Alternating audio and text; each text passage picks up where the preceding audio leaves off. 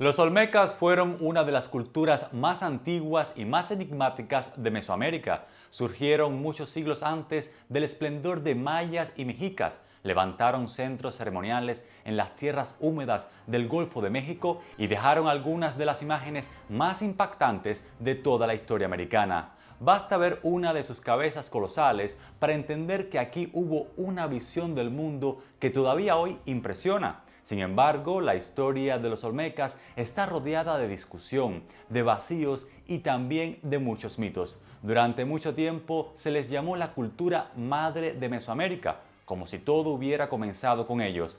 Esa idea sigue siendo muy conocida, pero también ha sido discutida por muchos especialistas. ¿De verdad los olmecas pusieron las bases de todo lo que vino después? ¿Hasta dónde llegó su influencia real? ¿Qué parte de su legado puede demostrarse con claridad y qué parte ha sido exagerada? Mi nombre es Andrei Viarens y en este video vamos a entrar de lleno en uno de los debates más fascinantes de la historia antigua de América. Vamos a ver quiénes fueron realmente los olmecas, dónde surgieron, cómo construyeron su poder, por qué dejaron una huella tan profunda en el mundo mesoamericano y qué hay de cierto en la famosa idea de que fueron su cultura madre. ¿Listos para la aventura? Ya comenzamos. Para entender por qué los olmecas siguen provocando tanta discusión, primero hay que ir al lugar donde empezó todo. Su historia se desarrolló en las tierras bajas del sur del Golfo de México, sobre todo en las zonas de la actual Veracruz y Tabasco.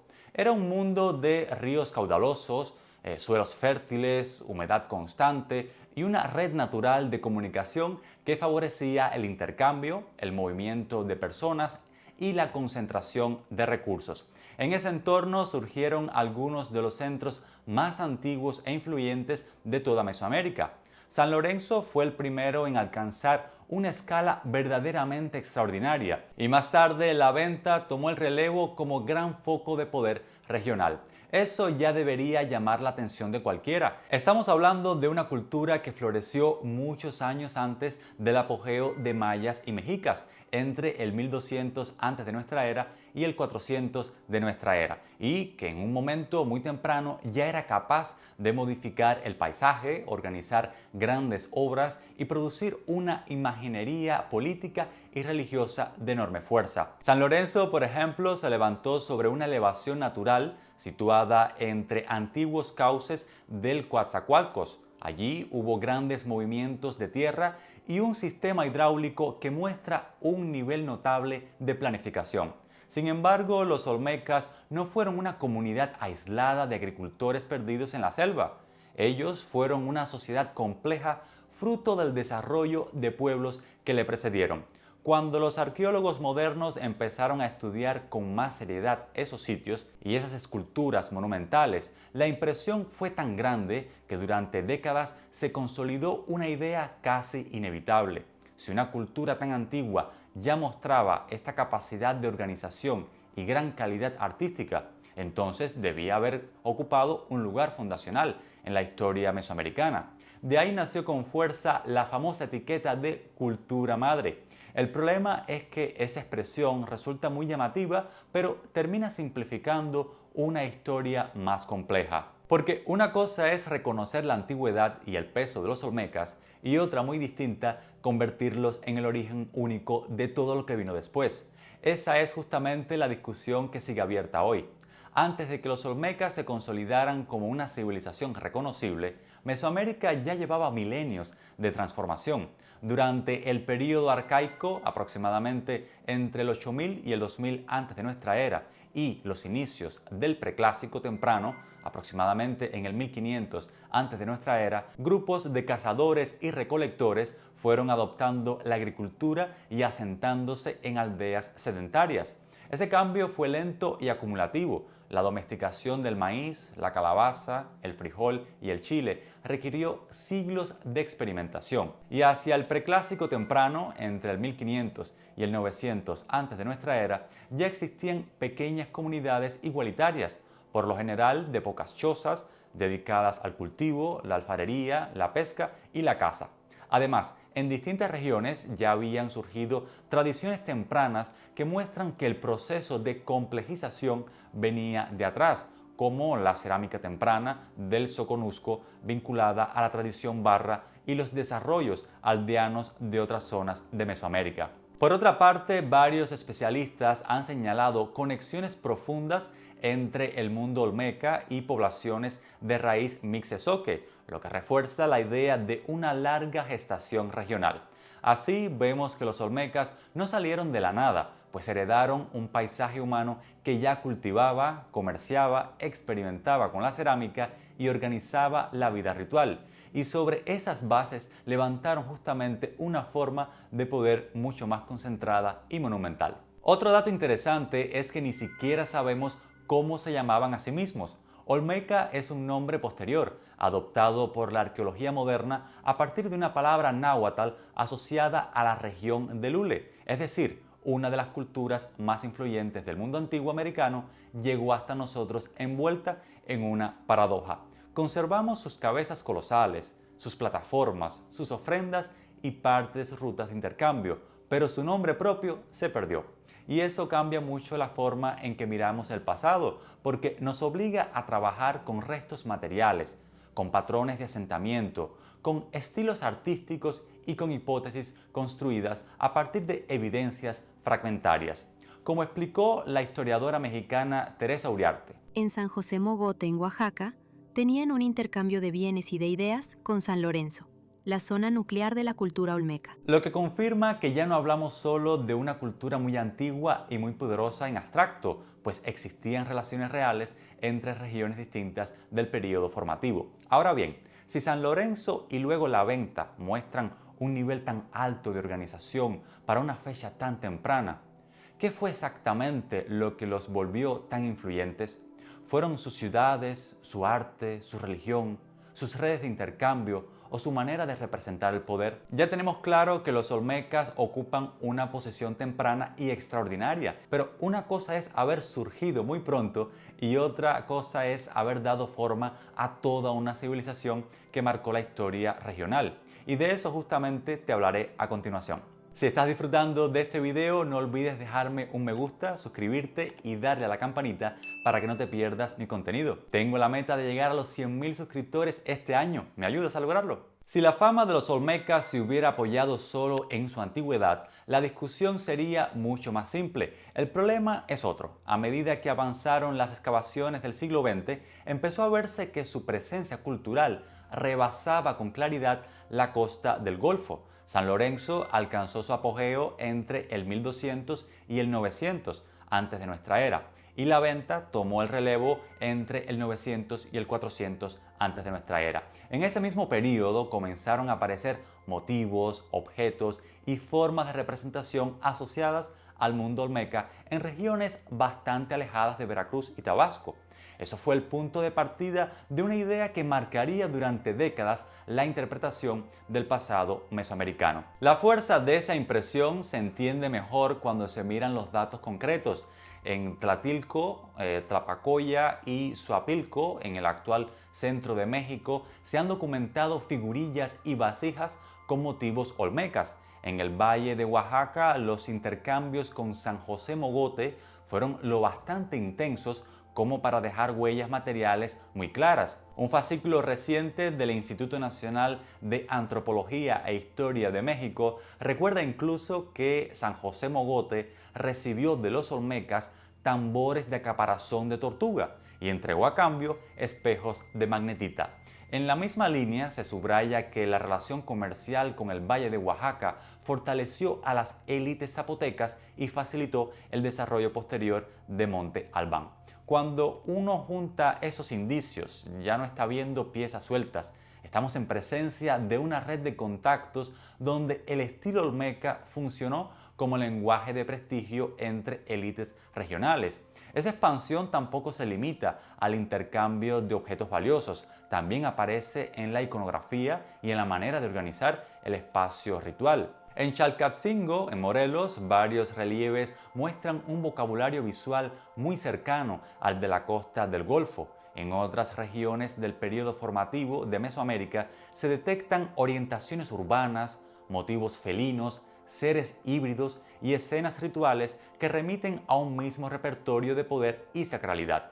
Por eso varios investigadores acabaron defendiendo que el arte olmeca fue el primer estilo verdaderamente intermesoamericano. Esto es relevante porque en Mesoamérica el arte político y religioso nunca fue un adorno cualquiera, era una forma de fijar jerarquías, de comunicar autoridad y de inscribir a los gobernantes en un paisaje sagrado. La famosa idea de cultura madre cristalizó precisamente en ese contexto. En 1942, el arqueólogo y antropólogo mexicano Alfonso Caso formuló una tesis que tuvo una influencia enorme en la arqueología mexicana. La frase quedó grabada con fuerza porque resumía muy bien el clima intelectual de aquel momento. Caso sostuvo que los olmecas eran madre de otras culturas, como la maya, la teotihuacana, la zapoteca, la de El Tajín y otras. Esa afirmación ganó terreno porque parecía ajustarse a lo que mostraban las excavaciones iniciales, es decir, una cultura muy antigua, un arte de gran sofisticación y una difusión visible mucho más allá de su región nuclear. Décadas después, varios especialistas siguieron afinando esa imagen. Uno de los más influyentes fue el arqueólogo e historiador estadounidense Michael Coe, quien defendió que el peso de los olmecas fue tan profundo que buena parte de las culturas posteriores descansó sobre una base formada en ese horizonte temprano. Su planteamiento ayuda a entender por qué durante tanto tiempo la tesis de la cultura madre resultó tan persuasiva, pues el debate gira en torno a una tradición que parecía haber fijado formas duraderas de arte, de poder y de un simbolismo en el mundo mesoamericano. Pero seamos sinceros, ¿eso basta para llamarla cultura madre? ¿O estamos frente a un mundo antiguo más dinámico, donde varias sociedades participaron en la construcción de Mesoamérica mientras adoptaban y transformaban ideas compartidas? Me gustaría leer tu opinión en los comentarios. Llegados a este punto, ya debería quedarnos claro por qué la tesis de la cultura madre llegó a imponerse con tanta fuerza. Los olmecas aparecieron muy temprano, desarrollaron un arte de enorme prestigio y proyectaron sus símbolos mucho más allá de la costa del Golfo. Sin embargo, esa imagen abre preguntas todavía más interesantes. ¿Cómo era en realidad la sociedad que produjo ese universo visual y religioso tan poderoso? ¿Qué historias, creencias y formas de organización había detrás de sus monumentos y de sus ofrendas? ¿Y qué ocurrió con ese mundo olmeca para que su poder se desvaneciera mientras su legado seguía vivo en otras culturas? Ahí es donde está lo más interesante de esta historia. Quédate porque de ello te hablaré en el próximo bloque. Esa capacidad que tienen ciertas culturas de dejarnos frente a símbolos, ruinas y preguntas que todavía hoy siguen vivas es lo que más me fascina de estudiar historia y es lo que me ha inspirado a escribir libros como Andreíadas, donde las historias por descifrar, los mitos y las reflexiones sobre los mundos antiguos se mezclan en una aventura épica que, además de hacerte pasar un buen rato, te harán cuestionarte el origen de nuestra propia civilización. Si deseas echarle un vistazo y de paso apoyar mi carrera como escritor, tienes el enlace en la caja de descripción de este video. Para acercarnos de verdad al mundo olmeca conviene entrar en sus espacios rituales y en los objetos que dejaron allí. Uno de los casos más reveladores está en el Manatí, al pie de un cerro de Veracruz. Allí aparecieron bustos de madera fechados hacia el 1200 antes de nuestra era, hachas de piedra verde, pelotas de hule, varas rituales, bloques de arcilla blanca y restos infantiles depositados en contextos ceremoniales. Ese hallazgo cambia mucho la imagen simplificada de los olmecas porque muestra una religiosidad organizada, asociada al agua, al cerro y a la fertilidad. Muchos especialistas resaltan la importancia del sitio al señalar que esas ofrendas muestran la existencia de una religiosidad desarrollada entre los años 1600 y 900 antes de nuestra era, donde el paisaje funcionaba como escenario sagrado y los materiales valiosos se integraban a ceremonias de enorme carga simbólica.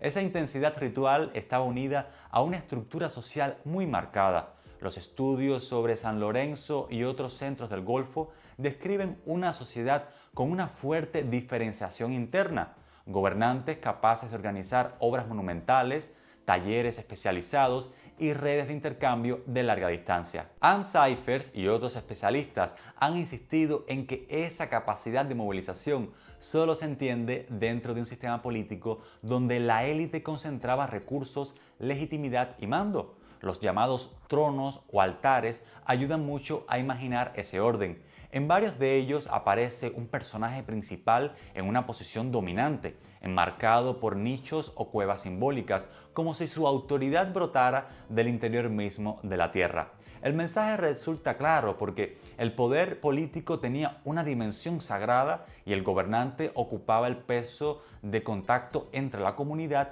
y las fuerzas que daban fertilidad y continuidad al mundo. Esa relación entre poder y sacralidad también se ve en la iconografía. Un ejemplo extraordinario es el monumento 1 de las Limas, hallado en Veracruz en 1965. La escultura muestra a un joven sentado que sostiene en brazos a un infante sobrenatural.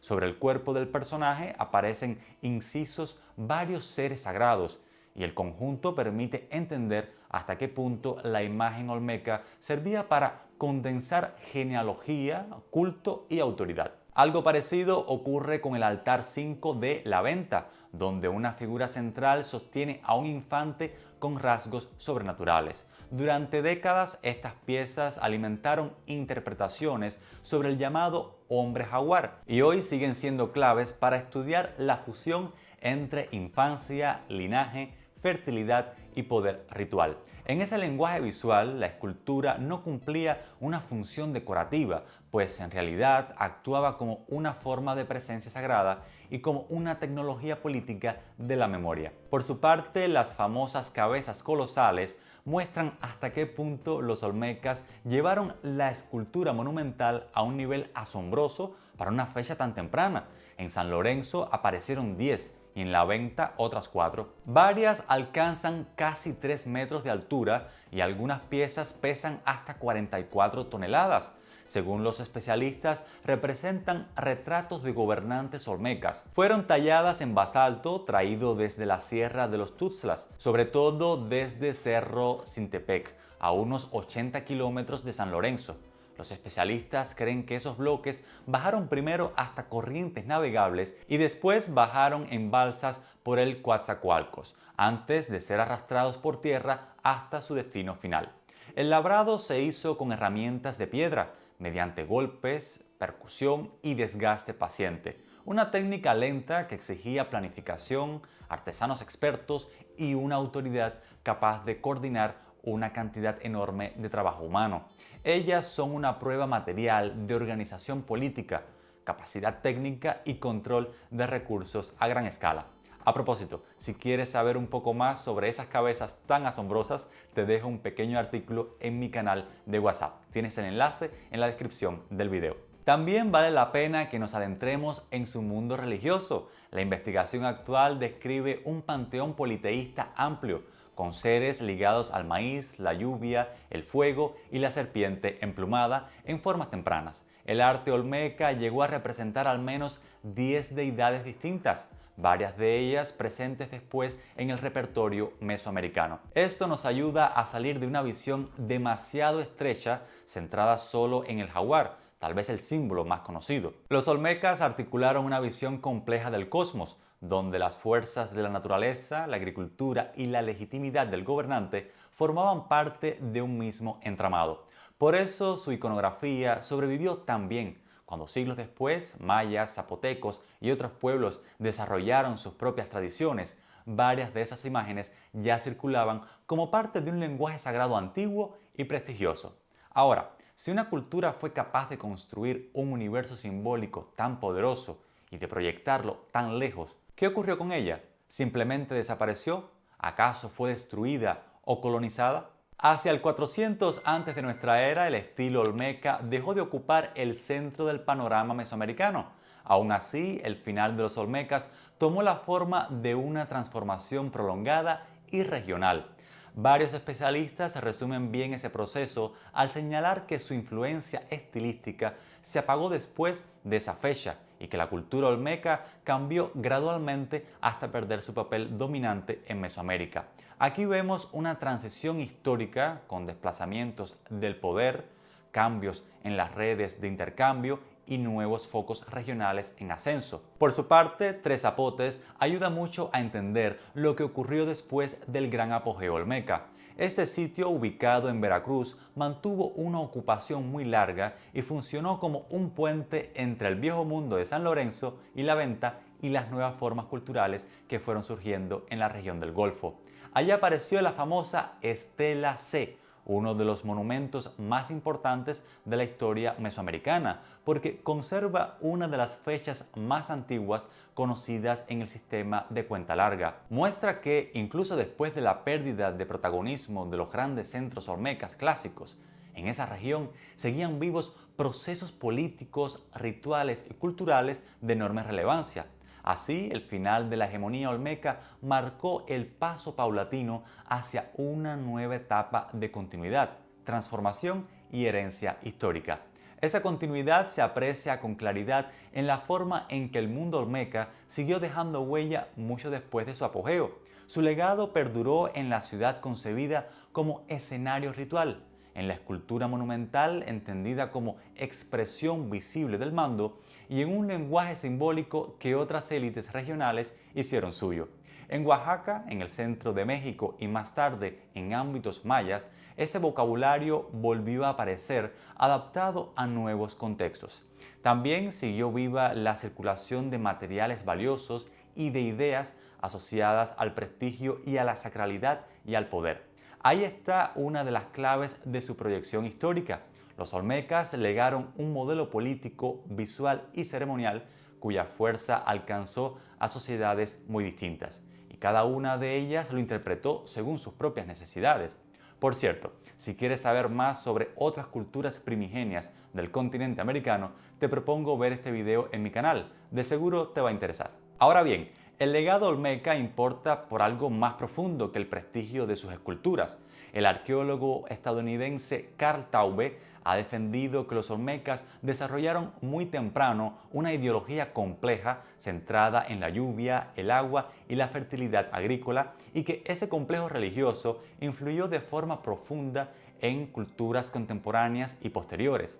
Esa observación permite entender por qué muchas imágenes y rituales del mundo mesoamericano clásico parecen hablar un idioma antiguo que ya estaba en gestación en el Golfo. La figura de la serpiente emplumada, los vínculos entre jade, vegetación y abundancia y la relación entre gobernante y fertilidad del territorio siguieron teniendo una larga vida histórica.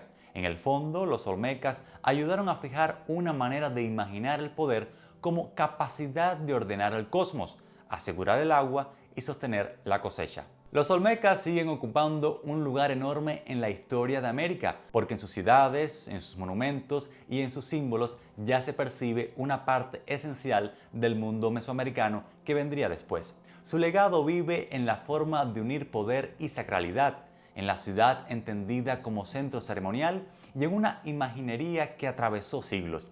A la vez, su historia también enseña algo igual de valioso. Los grandes procesos del pasado casi nunca caben en una fórmula simple. Por eso, entender a los olmecas exige mirar con atención y no solo llamarlos cultura madre a ciegas. Conviene comparar regiones y aceptar que el origen de Mesoamérica fue tan fascinante como complejo. Ahora, de todo lo mencionado, ¿qué te resultó más fascinante de esta cultura? ¿Crees que, después de todo lo dicho, vale la pena nombrarla cultura madre de Mesoamérica? Me gustaría leer tu opinión en los comentarios. Quiero aprovechar ahora para dar las gracias a todos mis mecenas en Patreon y a aquellos que tienen una membresía de pago en el canal, así como a todos aquellos que han llegado hasta aquí, se han suscrito, dejado su me gusta y activado la campanita. Ahora solo me resta invitarte a que sigas en mi canal para que recorramos juntos otros apasionantes capítulos de la historia humana. Hasta la próxima.